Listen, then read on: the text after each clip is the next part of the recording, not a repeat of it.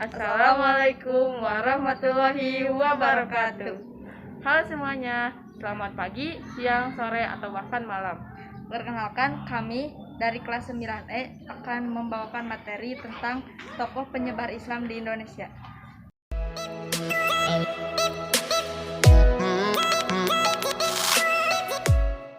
Sebelum membahas materi lebih lanjut, izinkan kami memperkenalkan diri terlebih dahulu.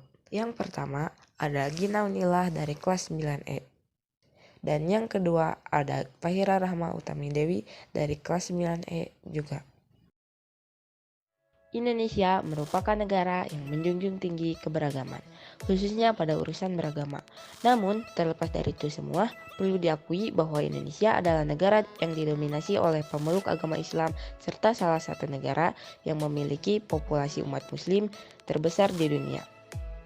Dalam perjalanan perkembangan Islam di Indonesia, tentunya ada beberapa tokoh yang ikut serta di dalamnya. Berikut adalah tokoh-tokoh tertentu. Syekh Abdul Rauf As-Singkili yang memiliki julukan Tengku Syekh Kuala merupakan seorang ulama besar Aceh yang sangat terkenal. Beliau adalah sosok yang sangat dimuliakan oleh rakyat Aceh sejak dahulu hingga sekarang. Syekh Abdul Rauf adalah seorang ulama yang memiliki pengaruh besar dalam penyebaran agama Islam di Sumatera dan di Nusantara pada umumnya. Beliau juga diyakini sebagai wali Allah yang menjadi guru para ulama-ulama besar Nusantara, dan beliau merupakan ulama yang pertama kali menyebarkan dan merintis tarekat Syatariah di Nusantara. Syekh Abdul Rauf As-Singkili lahir sekitar tahun 1615 Masehi di kota Singkil dengan nama lengkap Aminuddin Abdul Rauf bin Ali Al-Jawi Al-Fansuri As-Singkili. Beliau berasal dari keluarga ulama. Ayahnya Syekh Ali Al-Fansuri adalah ulama terkenal yang membangun dan memimpin daya simpang kanan di pedalaman Singkil. Sekitar tahun 1640, beliau berangkat ke tanah Arab untuk mempelajari ilmu-ilmu keislaman. Abdul Rauf As-Singkili pernah bermukmin di Mekah dan Madinah. Ia mempelajari tarekat Syatariah dari gurunya yang bernama Ahmad Kusasi dan Ibrahim Al-Qurani. Kemudian, Abdul Rauf As-Singkili pernah menjadi mufti kerajaan Aceh ketika diperintah oleh Sultanah Safiyatuddin Tajul Alam. Syekh Muhammad Arsyad Al-Banjari yang lahir di Lok Gabang, Martapura, Kalimantan Selatan pada tahun 1710 merupakan anak dari pasangan Abdullah dan Siti Aminah. Setelah wafat, beliau dikenal dengan sebutan Datuk Kalampayan karena dimakamkan di desa Kalampayan. Ketika masih kanak-kanak, beliau diadopsi oleh Sultan Tahlilullah untuk dididik secara tuntas. Bahkan beliau dikirim ke Mekah dan Madinah untuk belajar di sana selama kurang lebih 30 tahun. Langkah pertama yang dilakukan Syekh Muhammad Arsyad Al-Banjari sekembalinya dari belajar di Tanah Suci adalah membina kadar-kadar ulama. Ia meminta kepada Sultan Tamjidillah sebidang tanah untuk dijadikan sebagai pusat pendidikan. Di tempat itu dibangun rumah tinggal, ruang belajar, perpustakaan, serta asrama bagi para santri. Berkat perjuangan keras beliau dan menantunya, akhirnya pusat pendidikan tersebut ramai dikunjungi para santri dari berbagai daerah. Tempat tersebut hingga saat ini dikenal dengan nama Kampung Dalam Pagar, sebab para santri yang belajar dilarang meninggalkan tempat tersebut tanpa izin. Nama lengkapnya adalah Nur Aldin Muhammad bin Ali bin Hasanji bin Muhammad Al-Raniri. Disebut Al-Raniri karena beliau dilahirkan di daerah Ranir yang terletak dekat Gujarat, India. Sebuah kota di pantai Gujarat sekitar pertengahan kedua abad 16 Masehi. Diperkirakan bahwa kedatangan Al-Raniri di Aceh tidak mendapat sambutan dari Sultan Iskandar Muda 1636. Hal ini dikarenakan ia membawa ajaran baru yang menentang paham wujudiyah.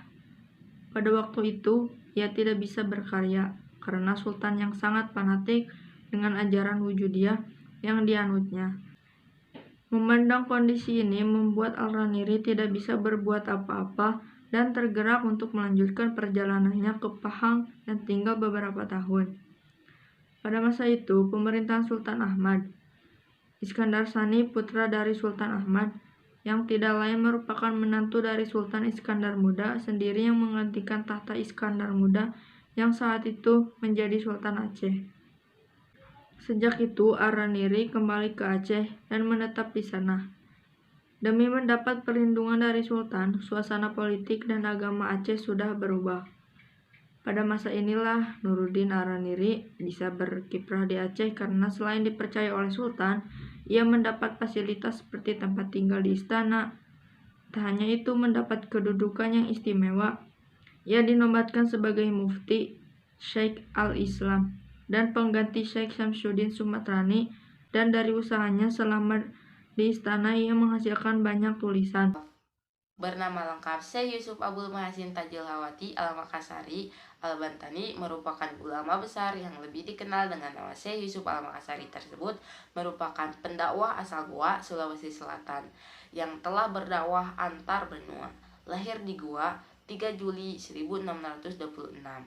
Syekh Yusuf lahir dari pasangan Abdullah dan Aminah. Ketika lahir, ia diberi nama Muhammad Yusuf. Nama tersebut diberikan Raja Goa, yaitu Sultan Alauddin, yang juga kerabat ibu Syekh Yusuf. Pendidikan agama diperolehnya sejak berusia 15 tahun di Cikoang. Saat ini masuk wilayah Kecamatan Mangara Bombang, Kabupaten Takalar, Sulawesi Selatan.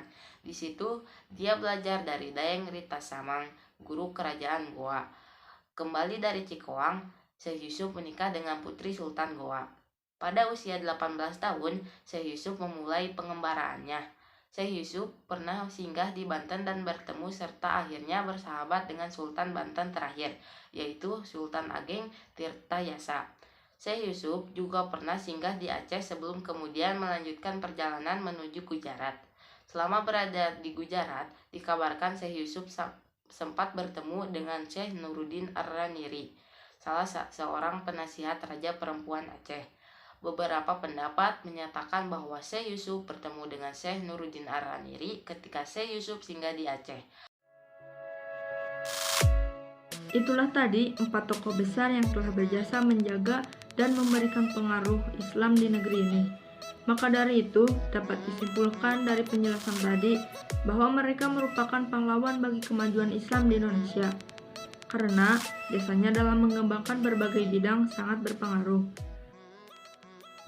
Ajaran Satariyah adalah sebuah aliran tasawuf yang bertujuan untuk membangkitkan kesadaran akan kehadiran Allah Subhanahu wa Ta'ala dalam batin manusia dengan mengamalkan berbagai macam zikir. Karena Syekh Yusuf Al-Makassari rela berjuang membuat Belanda kewalahan dalam menaklukkan tanah Pasundan, Banten.